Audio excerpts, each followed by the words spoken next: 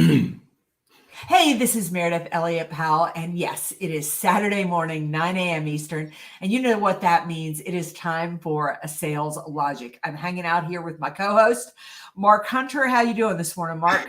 I am doing great, and as we were talking just before we went live, we're both buried, both swamped. I was thinking yesterday, it's an interesting time, right? I mean, business is so busy for everybody. Everybody's busy, but the two things that are blocking the way are labor and supply chain issues. I just don't know a single client that I have that is really struggling to find business, but they are struggling with the two things that, if anything hinders growth, it's going to be those two things. Well, yeah, and as a result, salespeople are being sidetracked to just being supply chain managers. Right. And inventory controllers. And that's, oh boy, I hate to see that because there's so much business out there.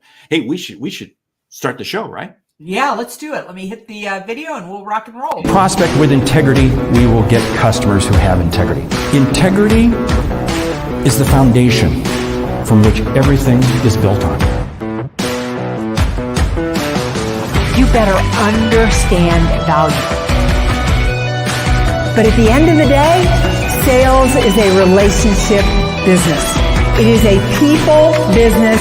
It is an emotional business.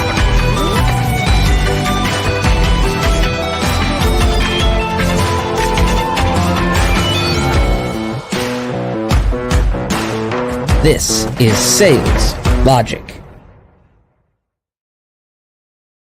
It is Sales Logic, and every Saturday morning we come to you somewhere around 9 a.m. Eastern to talk about one of our favorite subjects. We kick off every week with a question from you, the audience. So if you ever want to get involved, there's two ways. Get active in the chat. We already got Spencer in there with us this morning, or send your question to saleslogicpodcast.com. That website sits at the bottom of the screen here.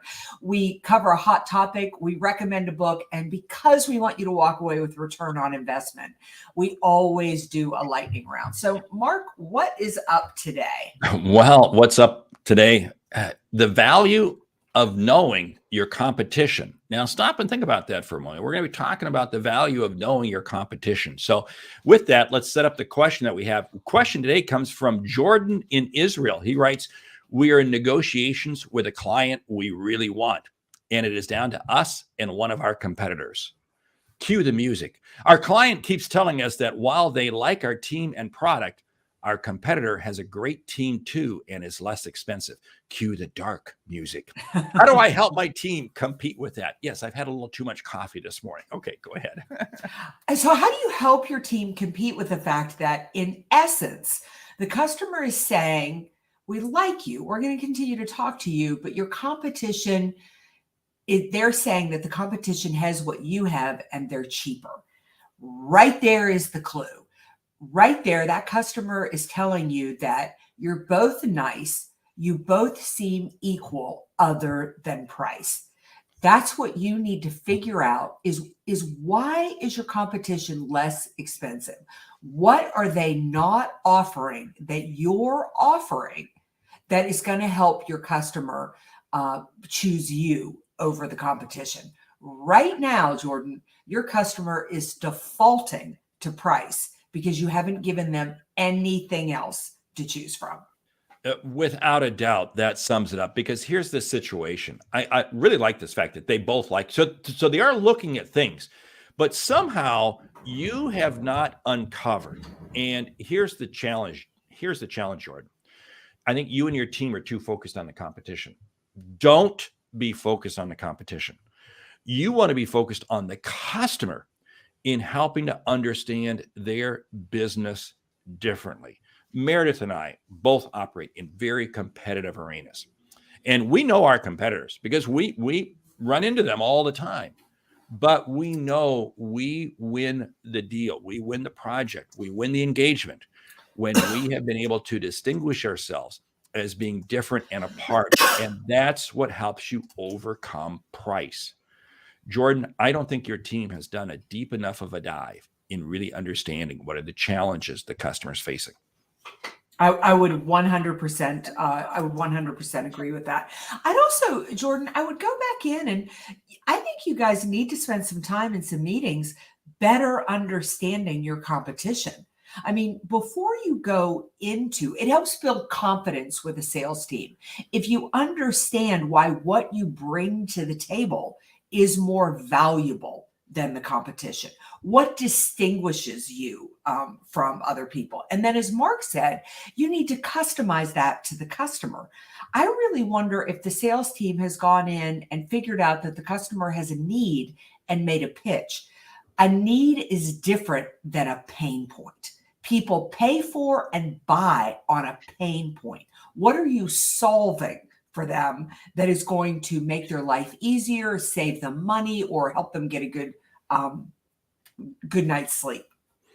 Here's something else to take a look at. Where are the relationships that you have with this client? It sounds like, and I'm going to be reading into this, and Jordan, I hope you're listening. I hope you're watching, and you may shoot me down on this, but I have a feeling this is more of a complex sale with a lot of continuous legs to it. In other words, it goes on for some time. So then the question I'm going to begin to ask myself is this: do I have better, deeper relationships than my competitor? Harvey McKay years ago wrote, our good friend, you know Harvey, I know Harvey. He wrote the book Swim with the Sharks. And in that book is what he calls the McKay 66. There are 65 questions that he challenges you to know about your customer. And why I'm bringing this up is because question number 66 is the one that hits home. Do you have better answers to these questions than your competitor? You see, the challenge comes down to, I want to know my competitor, but I want to know my customer better than my competitor knows my customer. So well said. The other thing is that, and this is where I find that we really miss the boat when we're talking about and when we're losing out to the competition.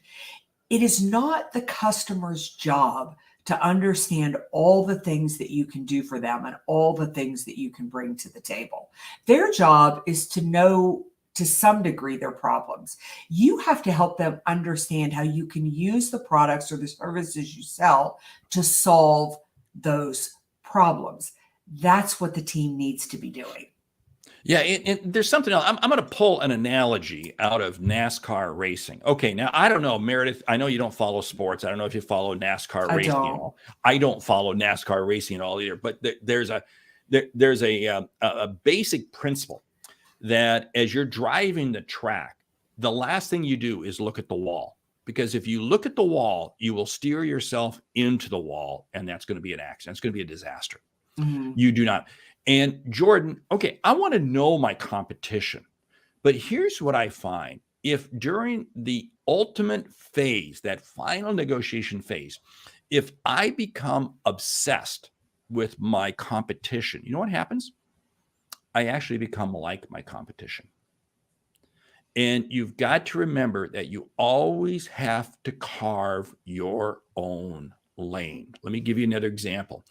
Airbus manufactures airplanes. Boeing manufactures airplanes. Basically, in the world today, if you're a commercial airliner, those are the only two companies that you can buy from. Let me tell you something. Both of those companies understand each other very well. They know each other very well.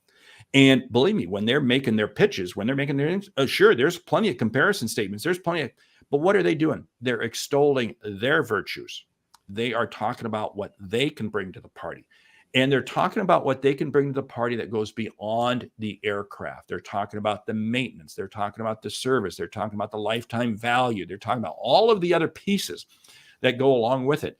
And Jordan, I'm wondering if maybe this is what's not happening in your presentations. I don't know. Yeah, such great points. I mean, the clue in the question is that the customer is saying, we like both of you, yet they're less expensive. So all you sold is that you're nice and that you have a price. You haven't gone in and sold the problem that you solve. Not that I don't want a prospect or a customer to say that I'm nice and that I'm easy to get along with, but that's not what I'm doing there. I'm there because they really believe I'm adding a level of value. And that's what you have to get up under. I love that line. Nice price. Goes to our good friend Mark Scherenbrock, where he says, "Nice bike," right? Right, nice bike, right? Yeah, So yeah, yeah. So as a sales leader, you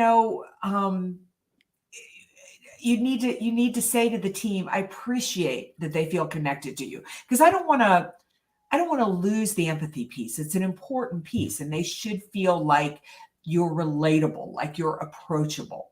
But that isn't what you're selling. Well, here's the situation, because they like you. Do they trust you? Right. And trust goes a long ways in terms of price. The customer will pay more for you if they trust you and feel that you're bringing the added expertise to them. You and I see this all the time. You and I go up against people and in terms of speaking engagements and so forth. I had another one the other day, and my price was considerably higher, but I got the engagement because they trusted me more. And I know you have the same thing. You want to come back to this whole thing. Are you creating a value proposition for the customer that warrants them paying for your price? Because the other question, Jordan, you have to ask yourself is, where does this fit into their total business model? Where does this fit in? And what is the relativity of the price and this service or this product in conjunction with the rest of the business? And you have to do that. Now, what I'm going to challenge you, Jordan, and maybe this kind of begins to shift over to the topic, is the value of knowing your competition.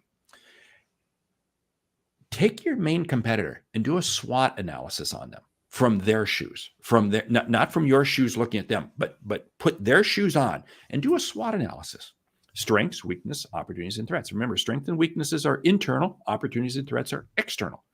But if you do that, looking from their shoes, and do that separate and apart from a transaction that you're working on. I mean, if you're in a competitive bid right now, do that separate and apart. And you're going to begin to understand, where can you really set yourself apart and be different from that competitor? I think the importance of knowing your competitor is to remember that to prospects and to customers, we all look vanilla to them. We all look exactly the same. And while you never want to say that anything negative about your competitor, you do have to help them understand. Let's assume that Mark and I are up for the same speaking engagement. I would never be derogatory towards Mark. I think he's a great speaker. I think he'd be a great event. But I'm trying to help the client understand what Mark brings to the table and what I bring to the table, so that everybody's making the best choice. Because quite frankly, if they felt that what Mark brings to the table is a better fit, it wouldn't be the right engagement for me anyhow. So you need to understand your competition so that you can help your customer on the journey. Hey, the best answer for that one is bring us both in, right? Exactly. That's the way you solve it. So anyway, right. Okay. Now back to this whole thing though of knowing your competition. You see, here's the whole situation. When you know your competition, I want you to focus in on why and where they're going, why they do what they do, and what are their strategic, where are they trying to go as a company? Now, how do I understand it? I want to understand who owns them. Is this a privately held business that's going through a generational transition? Are they owned by a private equity firm, which in turn is looking to squeeze costs because they want to flip the company in a few years? Is this cash free? Is this debt? There are all these different things that I want to begin to understand, because this is going to help me understand how they will position themselves in the marketplace. In other words, classic example, if they're owned by a PE firm or if they're publicly traded, they're going to come down to the end of the quarter and they're going to probably be willing to make more deals because they want to make their number. Mm-hmm. If they're truly privately held or family owned or something, quarter end doesn't mean as much. Okay, what does that help me do? That helps me understand the strategy that my competitor is probably going to take into a deal. Who are the people there? What are they like? What's the expertise that they're bringing? See, what does this come back to? That SWOT analysis that I was talking about before. Go ahead and do that on your top 2 or 3 competitors, but separate and apart from any sales activities that you're working on that could line up against it, because otherwise that's going to just change your thinking, because you're going to be looking at them from your shoes, and you want to be looking at it as if you're in their shoes. This is such an interesting subject, and because it's when you line up your competition and you start to think about what they bring to the table and being favorable about them. I love the way that Mark is positioning in this, is that we don't want to think of our competition as negative, or, just somebody our whole goal is to defeat. But the better I understand my competition, the better I understand where they're the better fit and where I'm the better fit, where there's opportunity for us both in the market. But when I'm working with a client, really helping them, like, for instance, if you really don't want a customized program, if you're really not looking to take your business to the next level, I know the reasons that I'm a good fit for the customer, where my competition might be a better fit. So it isn't as even looking at it from a negative lens, but it is truly understanding what's going on there so that you can help the customers make the best decisions. And I think Adam said it really well too. He said, instead of disparaging the competitor, you need to differentiate yourself from the perceived sea of sameness with the unique value and insights that you bring to the table. Spot on. Again, customers see us as all exactly the same. We're trying to guide them on that journey. I love Adam's comment there. And let me add to this. See, here's the whole thing. Don't view competition as always being a bad thing. Here's what I look at it. When competition's out there and they're talking to the same customers, what are they doing? They're educating the marketplace.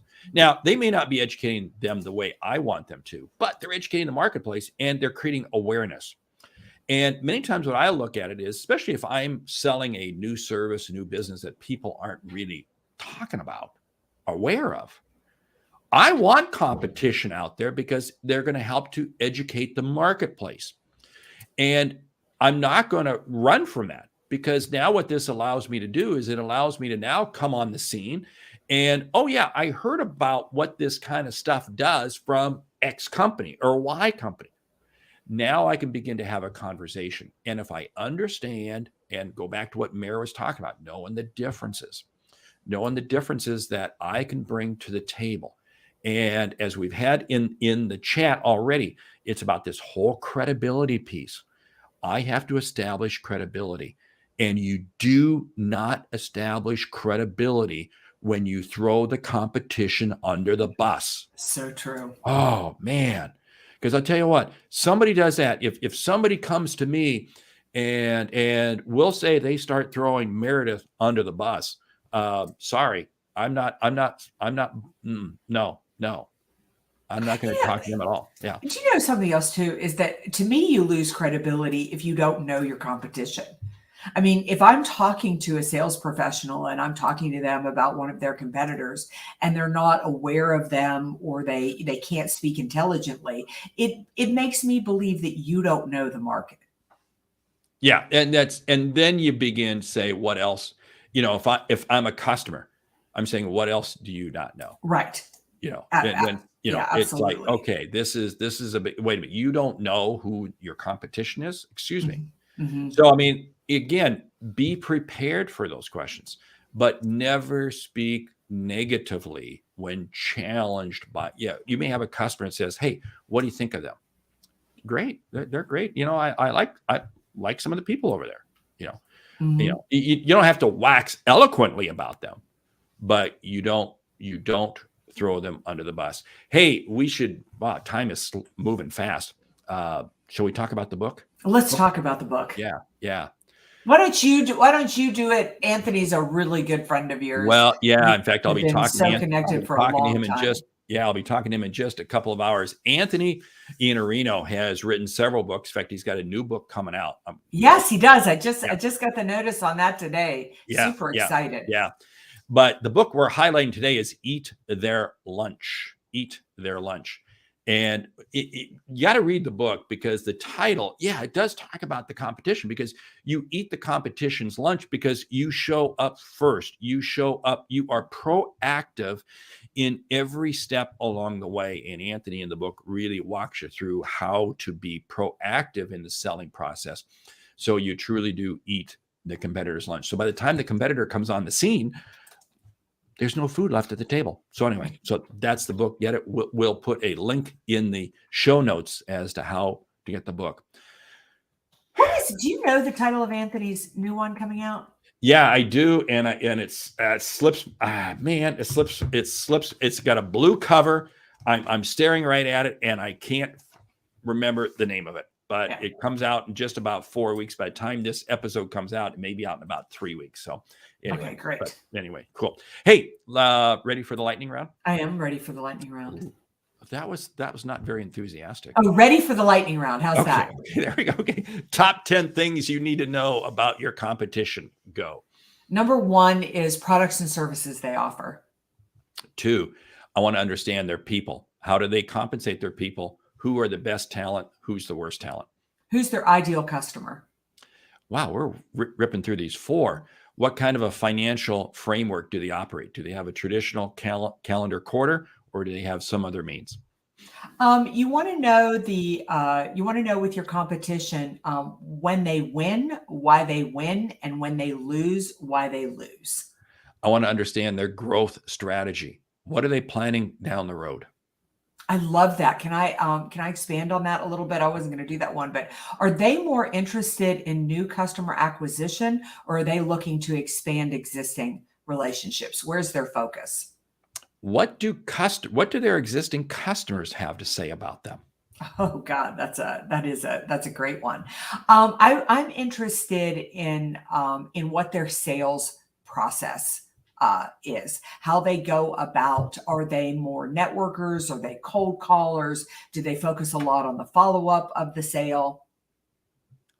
And I'm going to add to that, their salespeople, are they viewed with integrity and respect in the marketplace, or are they viewed as which I guess is a negative, right? I'm not throwing them under the bus, okay? I'm trying to be positive. Hey. I want to know about the competition. What are their retention rates? Do their customers stay with them for a long time, or not? I want to understand, how are they viewed in the industry? In other words, do they participate in industry association events? Do they fly solo? What are they up to? What's their back end look like once the deal is closed? Are they heavy on service or follow-up, or is that a weak point? I'll throw out one more, you throw out one more, and we'll close it down. Hey, who owns them? And what is the ownership model? What's the ownership objective of owning them? And when it comes to the customer relationship, where is the weak link? Where do they drop the ball with the customer? Because everybody drops the ball with the customer. I love that. Hey, wow, another great week, great show. We're out on podcast, and although we get a lot of people watching this on YouTube and Facebook and LinkedIn, but I tell you what, if you haven't downloaded the podcast, make sure you do so. So, Absolutely. Hey, with that, I want to say thank you for listening to Sales Logic this week. If you like what you hear, subscribe, rate, and review the show on your favorite podcast app. If something we've said has earned you a single dollar, consider telling a friend, because it's how we grow when we help you grow. Hey, I'm Mark Hunter. And I'm Meridith Elliott Powell. Remember, when you sell with confidence and integrity, uncertainty suddenly becomes your competitive advantage, and the sale becomes logical. All right. Well, we want to thank Adam for going ahead and finding Anthony's new book coming out April 19. And thank you again, audience. You're amazing for joining us. We'll see you right here next week, 9 a.m. Eastern, or maybe I've got a speaking engagement I got to talk to you about, Mark. But anyway, 9 a.m. Eastern or somewhere around that, where we'll do another episode, Talk Sales. Until then, hope you close a lot of deals this week. Reach out, send us a question at saleslogicpodcast.com.